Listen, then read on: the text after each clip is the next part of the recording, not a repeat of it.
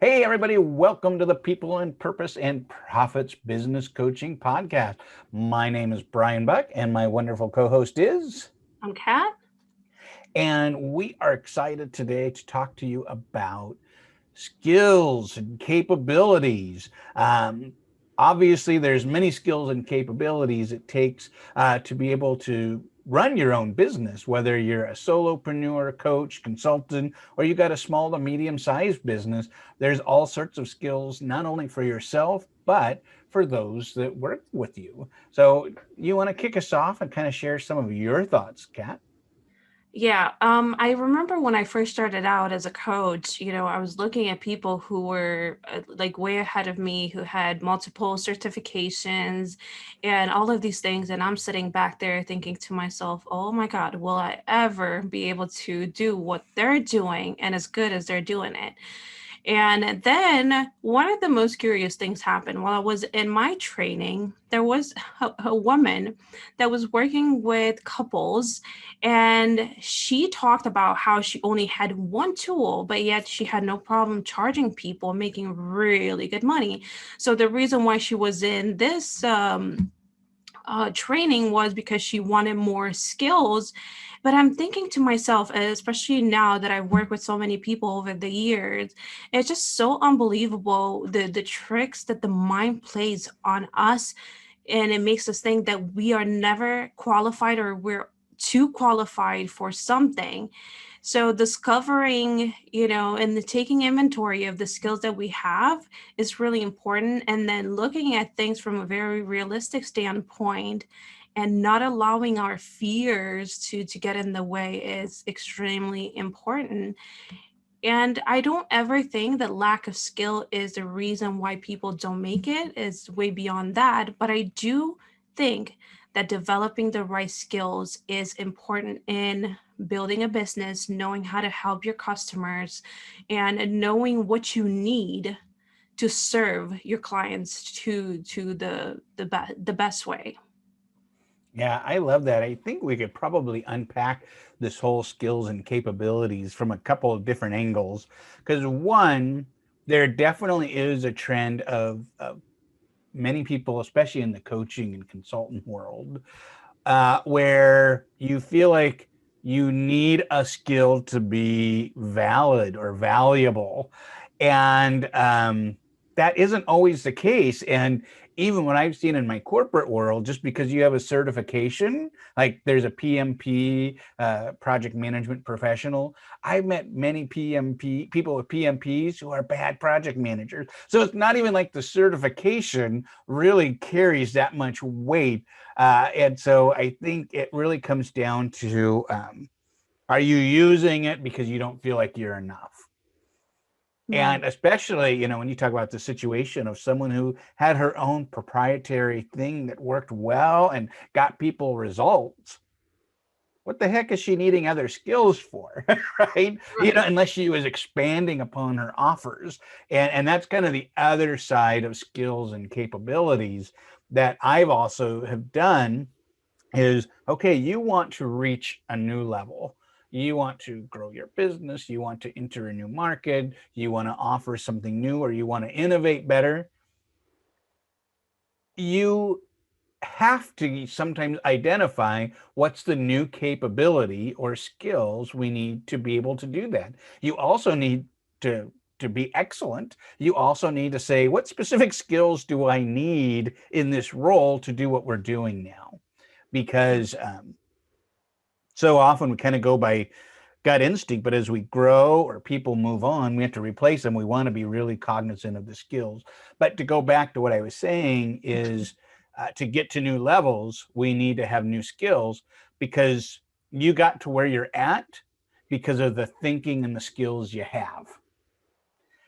To get to a new level, you just isn't more of the same. It isn't just crank it up to 11. It's usually something different, and you want to identify what those are.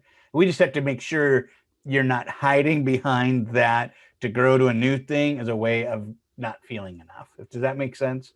It does. And I also think that with skills, we may be the best at what we're doing in a particular area, and especially as an online business owner, you have to develop skills in multiple areas that might not have anything to do with, your particular business, such as, I'm a coach, but I do need to develop skills in the marketing area, even though that's not necessarily something I enjoy, or but at least have the minimum knowledge on how to operate that, because it's very important. Even though we might not like it, I think it's necessary. And we, like I said, we need to take a look at the overall business, not just one aspect. Because I might be the best at coaching, but if nobody knows about my services, then I can't really serve.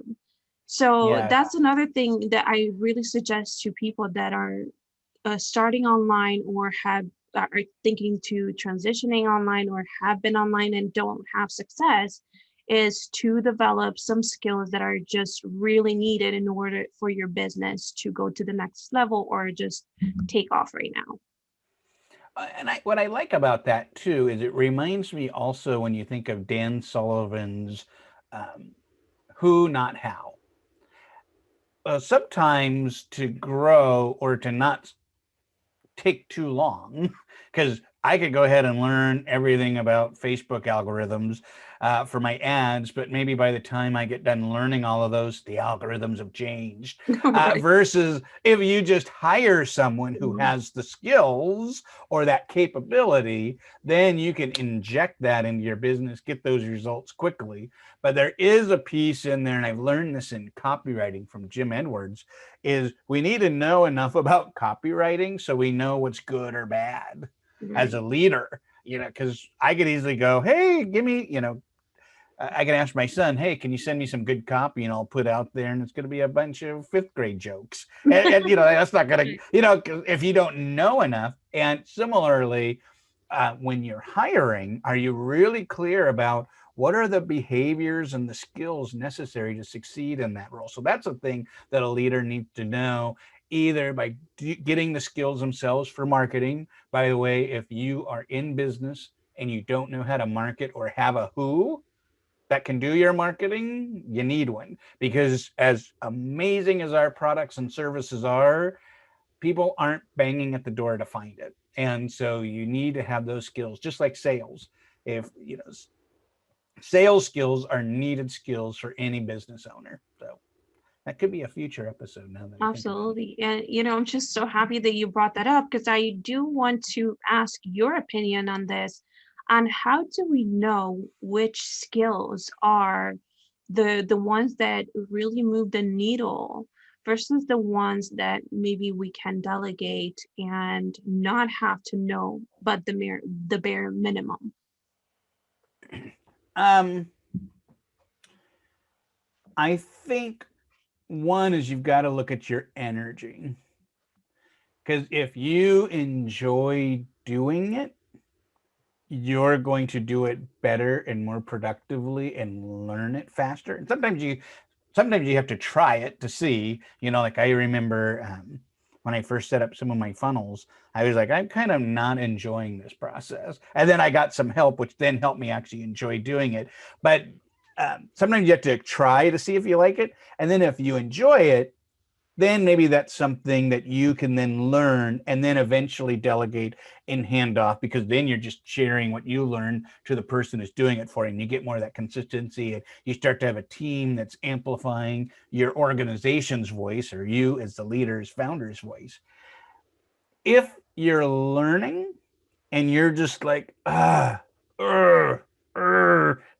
it's not helping me, you can do amazing mindset work. I know both of us as coaches, we can help you with the mindset, but sometimes that's just making you hate doing something, make you love doing something you find crappy.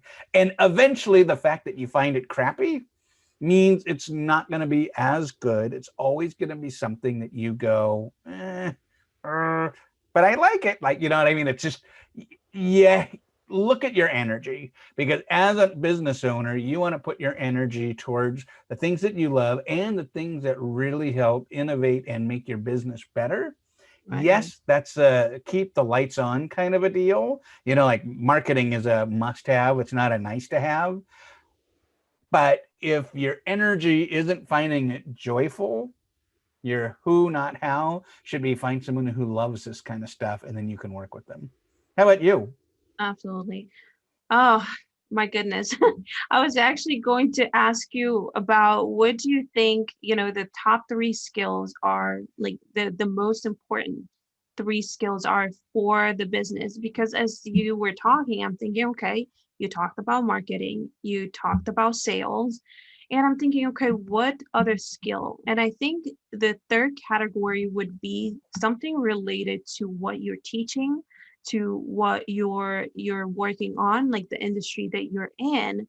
But those two, I find that especially if you're online, and I don't even think that it's only for the online entrepreneurs, is that any business needs to have those two regardless of the business you're in. Yeah, I when you say what are the top three, I would say the number one. Everyone write this down. This is truly, in my opinion, the number one best thing any business owner can do. Be able to listen and understand your customer and your market. You got to know how to talk to your market, listen and understand, because from there, everything else is built. It's going to inspire your market. It's going to inspire your copy. It's going to inspire, when I work with businesses, this is something I learned in my MBA, which I love this phrase and I've stolen it. And that is wealth generators. Okay, what in your business creates wealth, or what's creating the value? Because then you want to know more. Who defines value? Your customers. So unless you know, you just can't be like, oh, this is a great idea, I'm going to put it together and see what everyone thinks about it. You might be lucky, but you'll be even better if it's based off of that. I joke all the time. You want to know how to win every argument in corporate America? When everyone's sitting at the boardroom and they go, I think we should do this. Well, I think we should do this. Well, my title says you need to listen to me that we should do this. I'm in the corner going, here's what our customers told me last week that they need. Agree. No one argues with that. No, So, that's number better. one skill, know how to listen to your customers. And if you're an owner or an investor, make sure you've got someone on your team that has a strong ear for your customers and is giving you the unfiltered piece to that, because you want to make sure you have that. Two, I would say sales. I've seen some people say sales and marketing are different, but I kind of think it's a little bit the same. But the ability to be able to speak and the value and to be able to engage people in what you need, and what they want, and how they can see how you're differentiating and how it's going to help them. Hmm. Number one. I'm going to also bounce back up to number one again with the customer, because you also find other opportunities to sell them products, because you might just be in, like, uh, I'm going to use a Russell Brunson thing on, I sell tents. Okay. So I could sell tents, but I know my customers also need sleeping bags. So maybe I'm in the tent and sleeping bag industry because I know that's the next thing customers want. When I did my MBA, there was also uh, I don't know who he was, but he was a VP of some marketing firm. But he said, you want to look where your customers are compensating with existing products. Right. And that is, you think about how often we use things, but then we kind of have to do our own thing. And all of a sudden, if you can remove that compensation, just a little change, they're like, this is the best product in the world, because now you're not having to deal with that. You weren't annoyed until it was gone. It's kind of like when a fan turns off in a room and you go, oh, there was a fan on. Those are the things we compensate, and that delights customers. And that brings me to the third one: is we need to know how to innovate and improve. Absolutely. I How about, oh, yeah, would you add or take away any of those? No, no, those are amazing, and I stand by them. Just I completely agree. And I was thinking also as a coach, there is a skill that every coach should learn, and that is to, especially when you listen to a lot of stories and a lot of, clients about their problems, we can have this tendency of taking on people's issues and try to solve them for them versus, and I think we talked about this with Teresa Mm. on when we talked about emotional intelligence of, the act of just holding a mirror up for the person that we're coaching.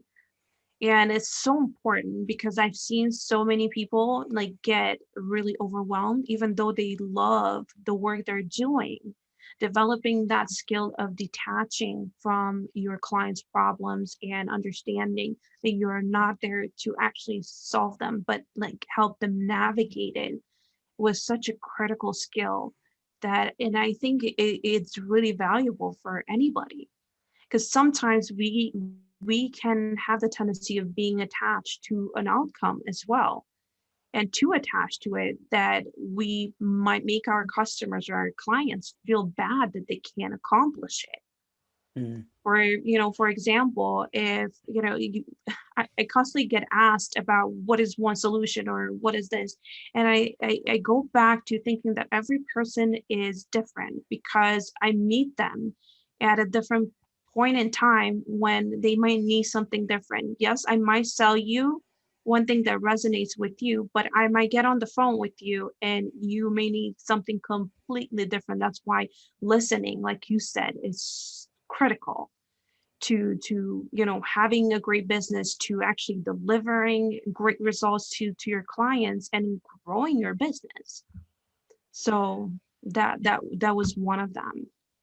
Yeah, that makes so much sense. And I think about the whole analogy on you can't take a Ferrari motor and put it in the Lamborghini and expect it to work Right.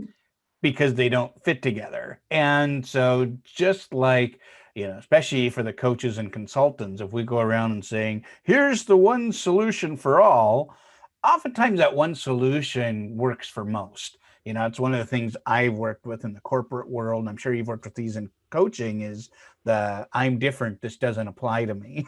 Like, Right. okay, that right, that's something that people will often say, well, I'm different, this doesn't apply to me.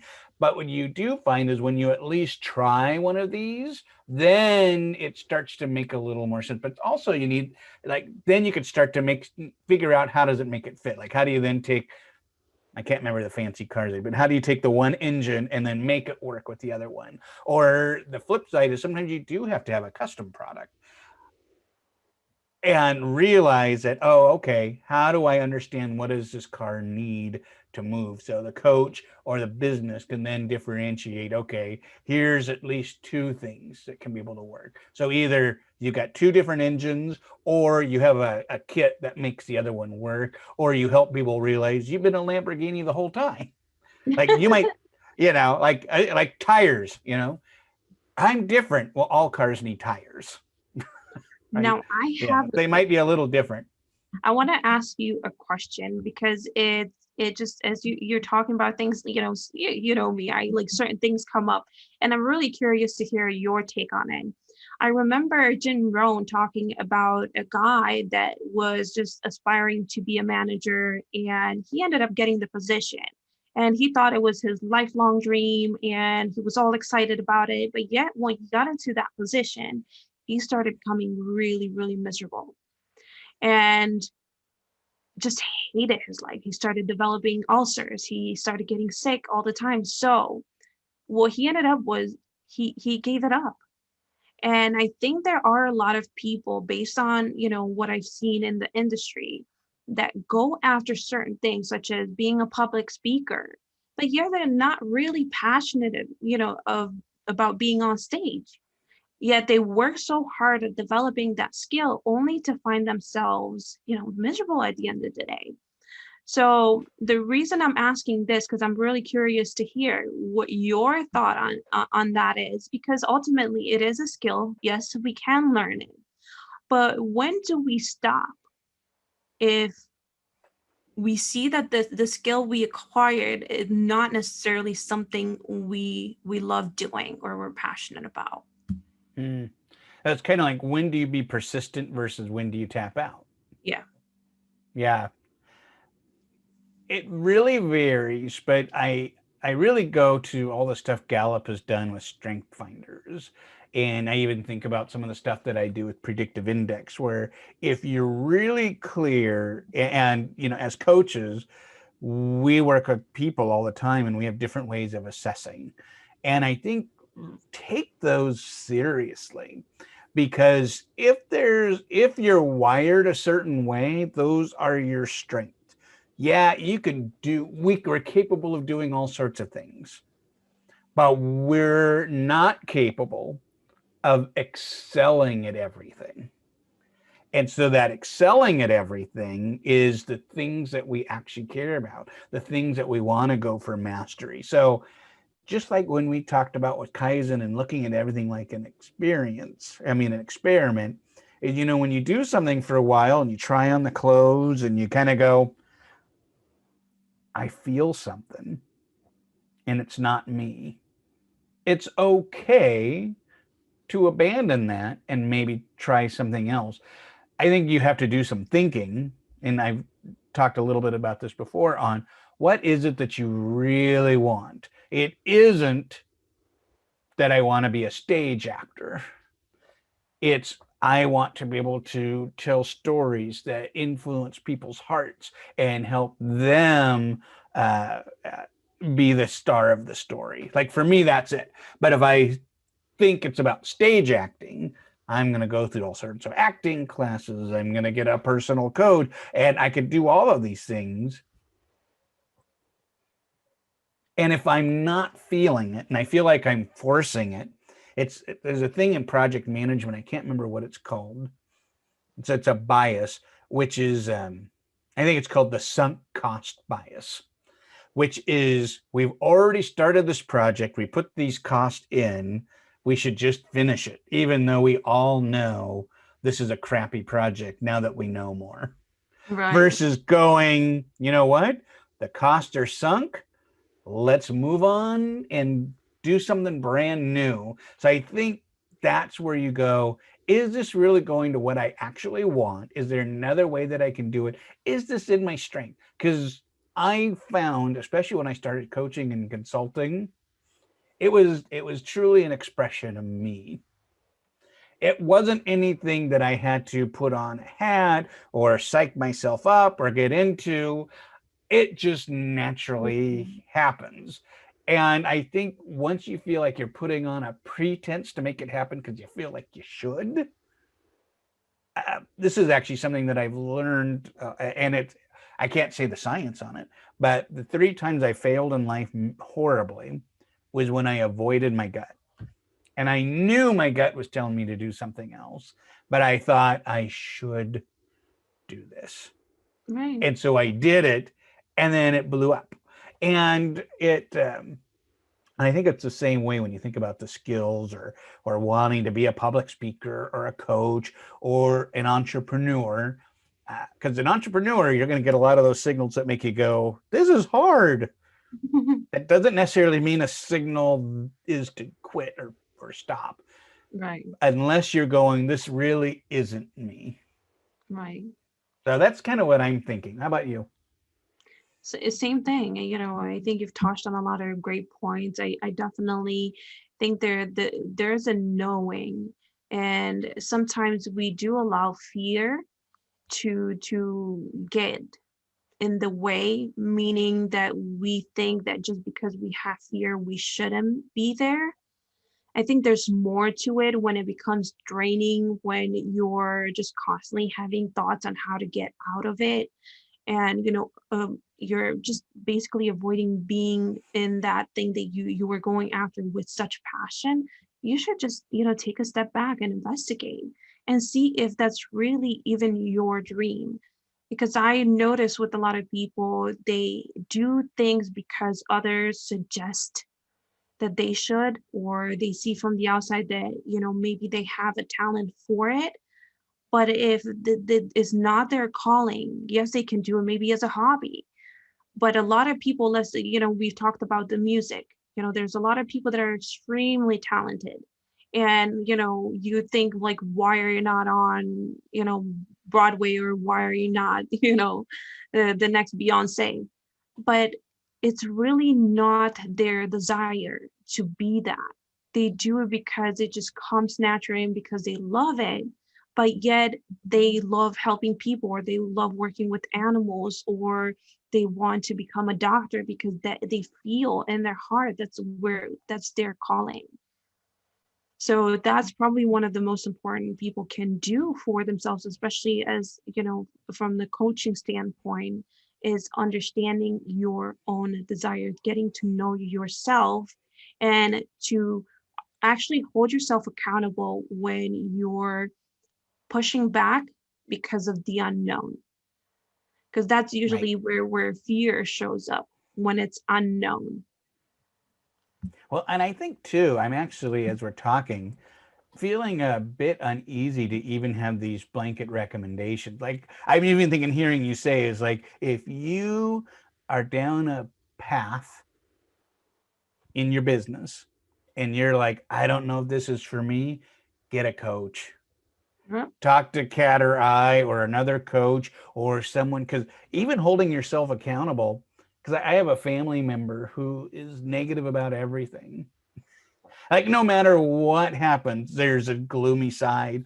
And I think part of that is to go, well, you don't want to be succeeding, but your gloomy side mindset is going to make it all look bad. So I think I just want to be able to say you probably should talk to someone. Don't just try to do this all by yourself, because you might just be continuing these cycles of starting but never Mhm. finishing, or never going further. Like we talked about in persistence, you know, the 1,000 light bulbs. You're at 999 and the next one's your win. But if you just keep tapping out at 500 because it gets hard, because the growth zone, which is can be a hard zone, um, that's something that could help you get over. Because once you figure out some of these things that keep stopping you, then they don't stop you anymore. You Right. only have to stop these demons once.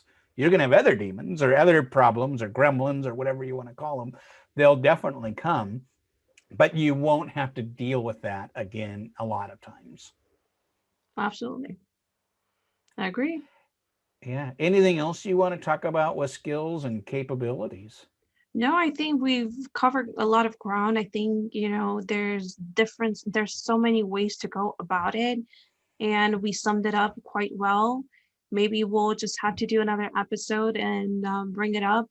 But we would love your feedback, and we would love to hear what you have, done, or what you've experienced in your own life, in your own business, and give us some feedback and some more stuff to talk about, because we want to be super specific so that it helps you move to the next level. This is really the reason behind why we're doing this, and we're excited to see what you have to say and how we can serve you. I love that. I just want to add one thing that could be a future tease for another episode, but there is, what are the skills or capabilities you need, but there's also what do you need to be, which aren't skills. And I think that's a whole nother thing we could talk about.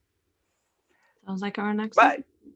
I know. So let's go ahead and have you join our Facebook group. Uh, that's an opportunity to have these kind of conversations. Let's unpack this. Let's figure it out for you, or help you share what worked well for you in skills and capabilities. What your support network, when you feel like I'm hitting a wall, where do I go? Share that with other listeners and audience members, because you can help each other as well as having us be in there. Also, subscribe to our YouTube channel or listen to us on your podcatcher of choice. Goodbye, everybody. See you next time. Bye bye.